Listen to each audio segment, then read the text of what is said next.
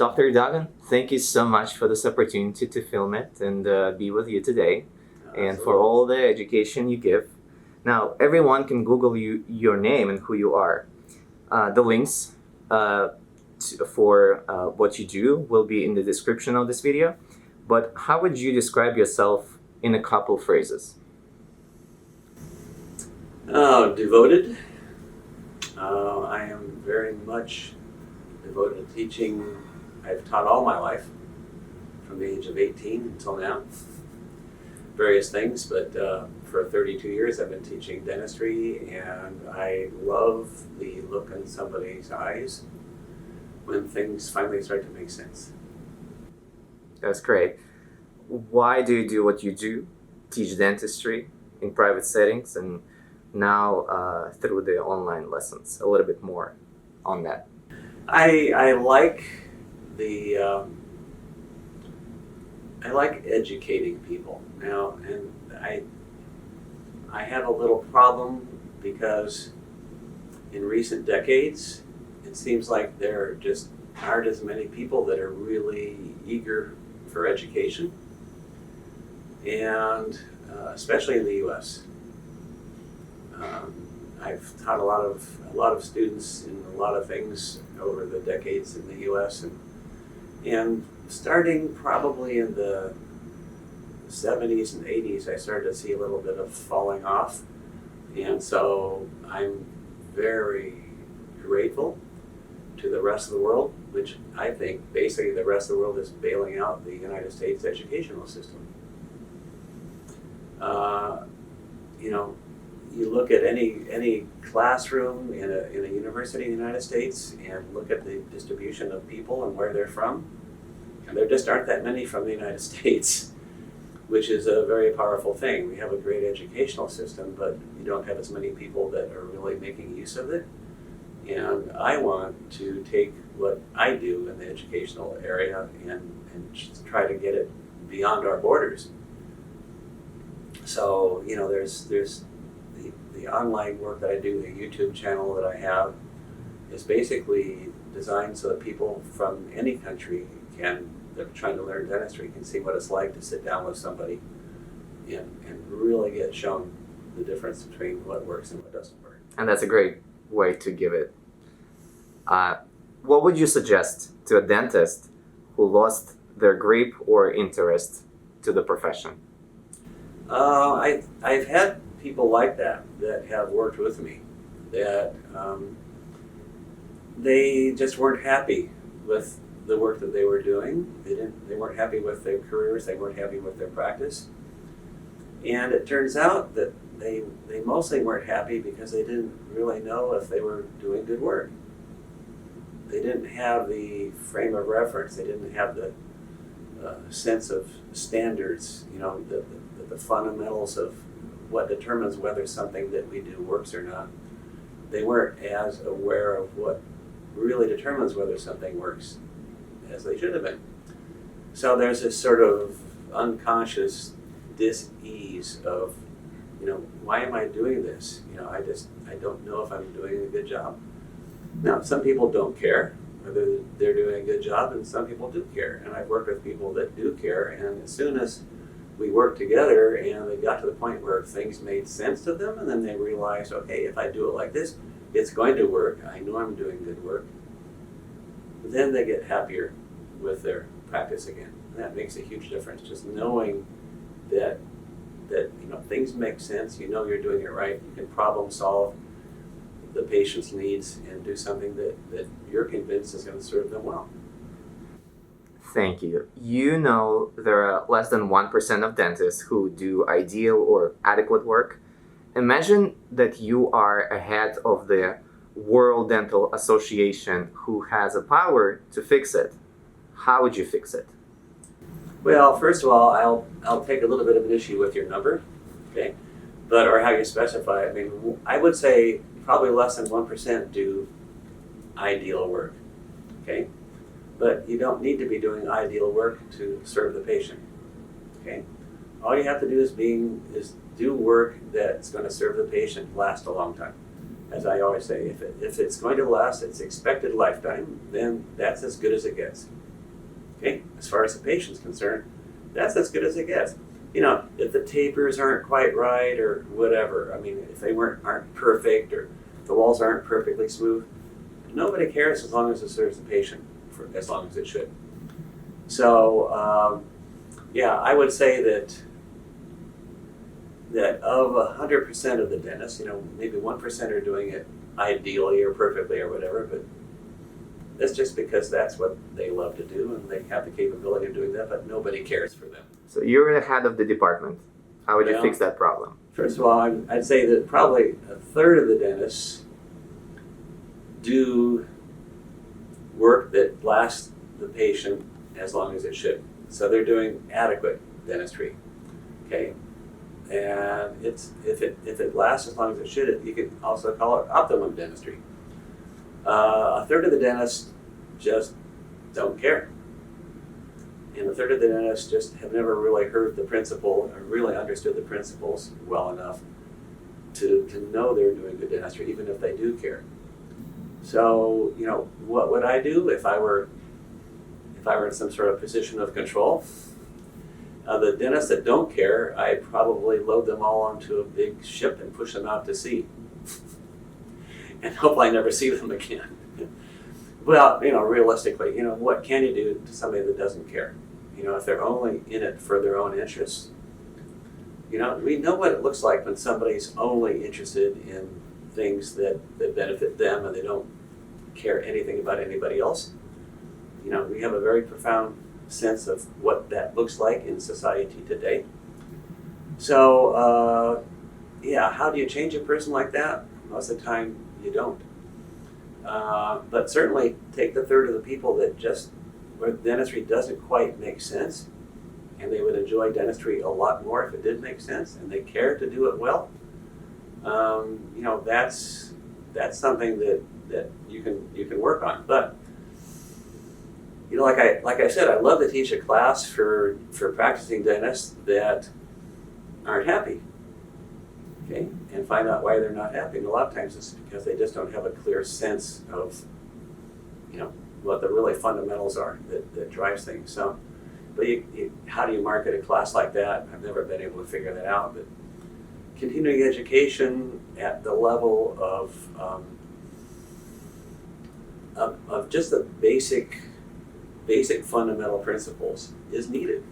It really is. And I don't know how to market that. Here's a question about continuous education. Imagine yourself being a fresh graduate from nowadays dental school. Not in the past where you graduated, but nowadays. Mm-hmm. What would be one continuous education class that you would take? Well, if you're just out of dental school these days, of course, you're not ready to practice dentistry.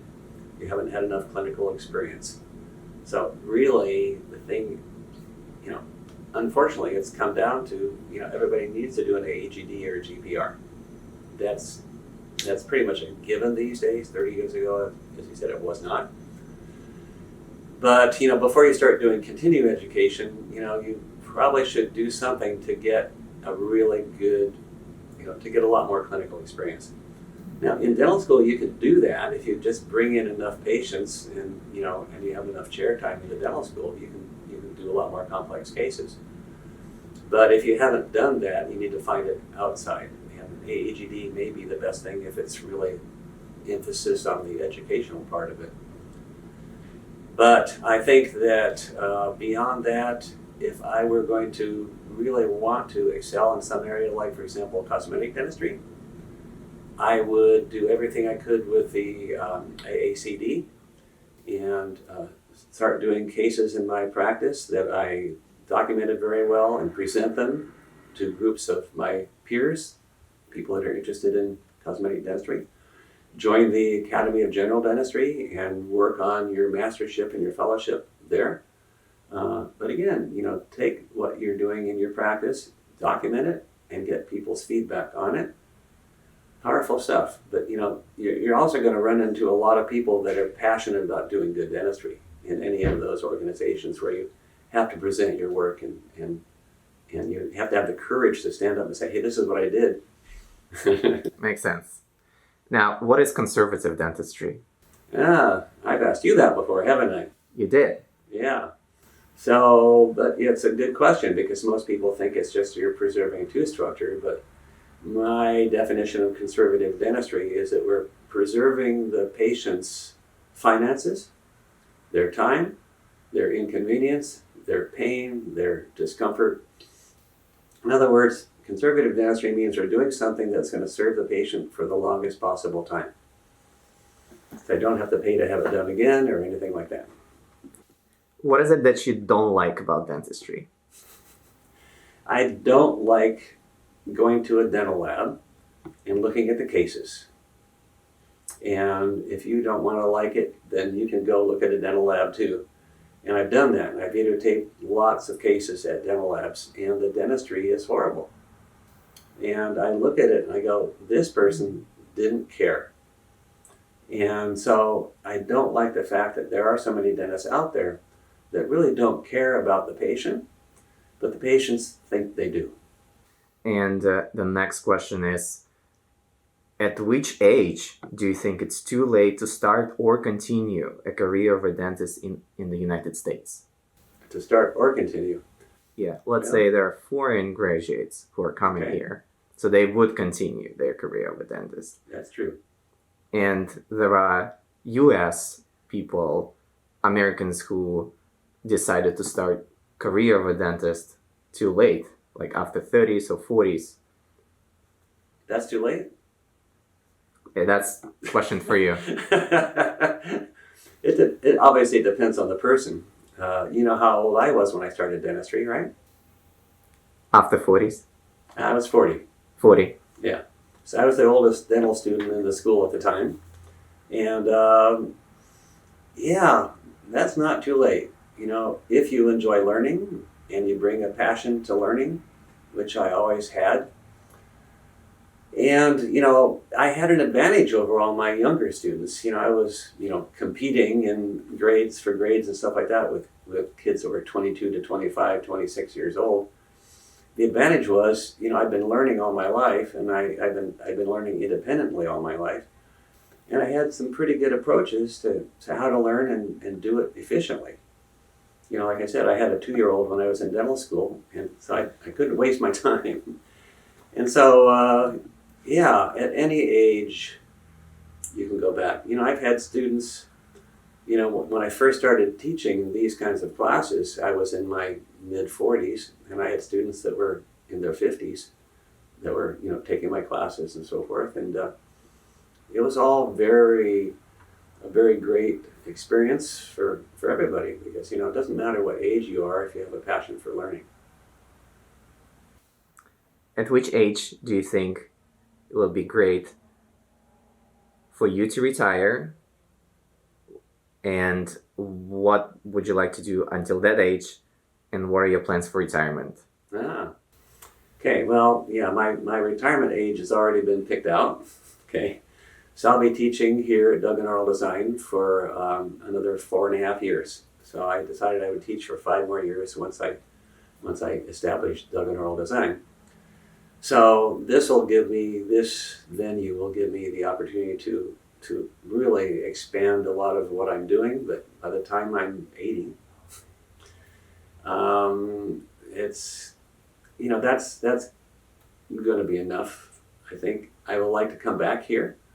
The courses will go on; they will continue, but I will probably give some lectures and some orientation things and so forth, but I won't be doing any of the hands-on stuff after another 4.5 years. And then travel,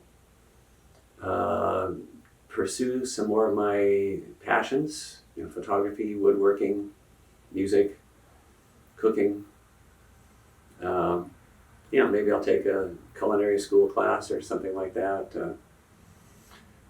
Yeah, I mean, it doesn't take as much finesse. My hands are still pretty steady, but I can flip a walk around pretty well with shaky hands too. So we'll see what happens when I get into my mid-80s. But hopefully that I will be able to pursue all those things.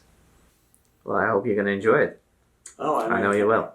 I also want to compete again in swimming. I hadn't competed in the last 5 years. When COVID hit, I stopped competing, but it's kind of fun. I was always a good swimmer, but never a great swimmer. But when you're good and you get older and older and older, all these sports these days they have the masters sports, so you compete against people that are your age. So the really good people, as you get older, the really good people sort of disappear, and so now I'm left at a point where I'm pretty competitive. I'm nowhere near as good as I used to be, but I'm still competitive compared to other people they're just hanging on, the end of their lives. But I like that kind of physical activity and always have. So we'll see what I can do with that as the next few years go by. I'm sure everything will be great for you.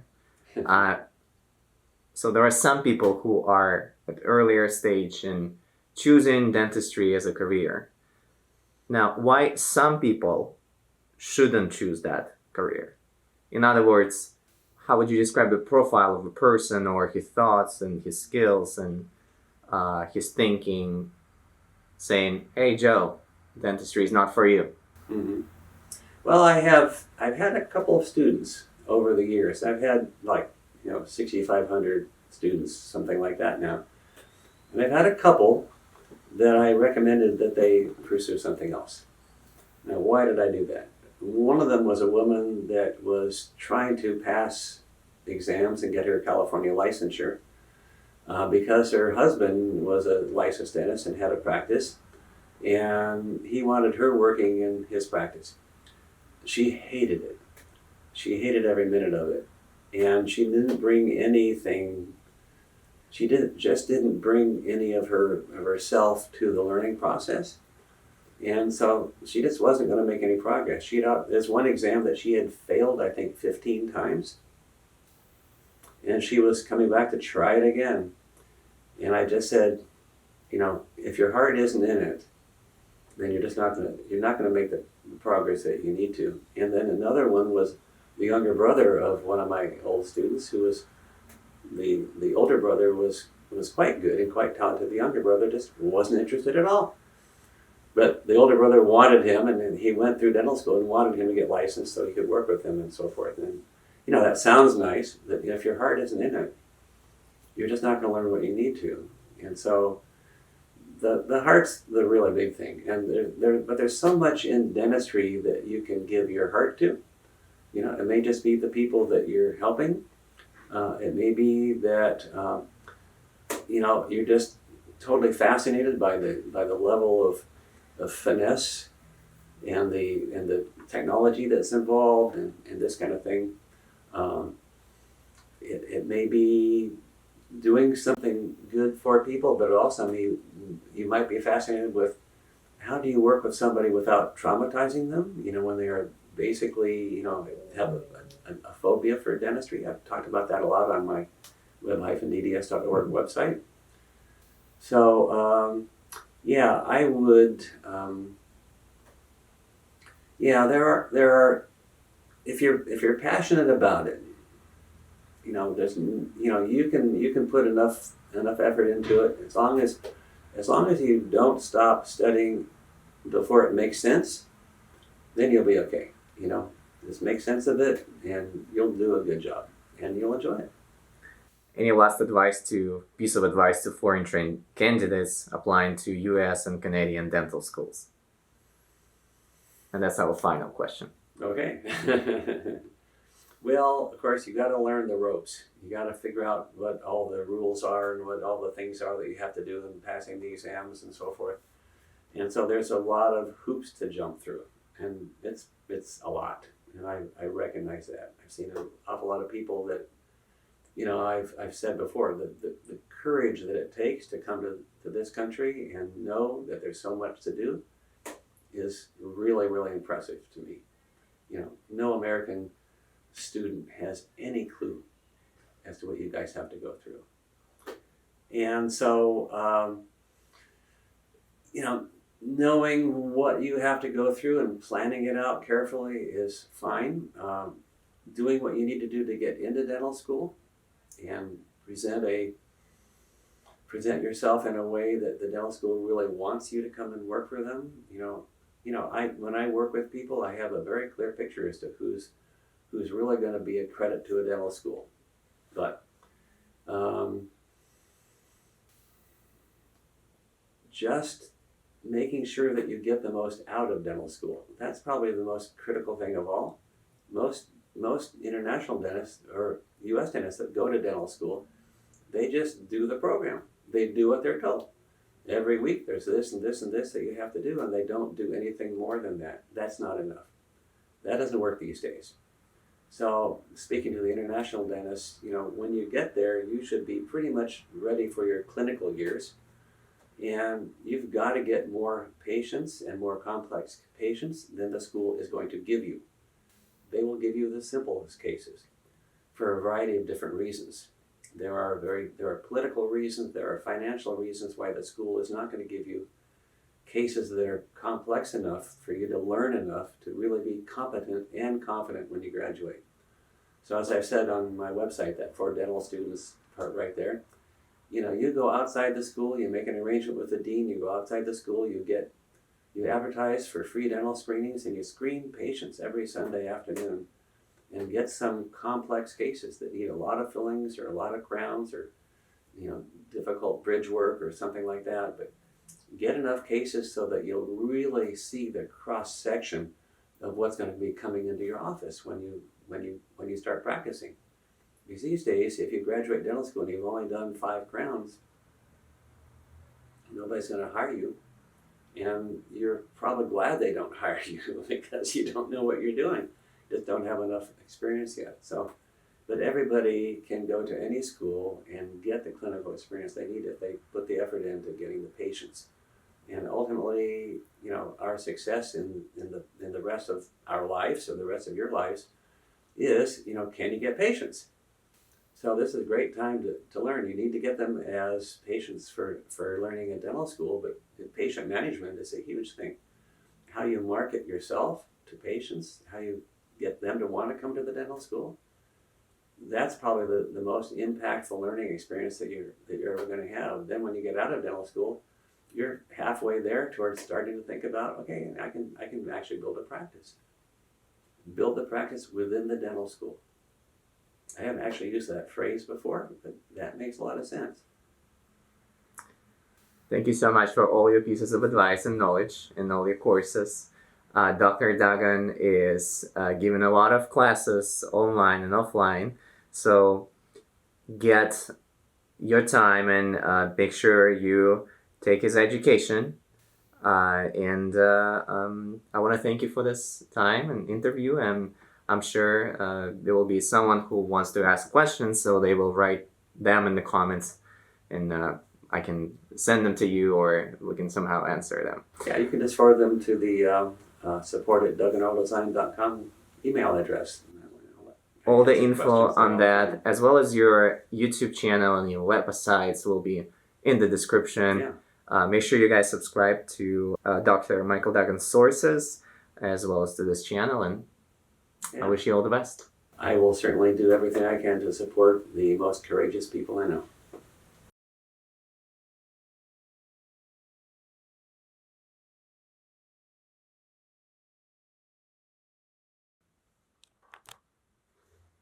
Cut. That was great.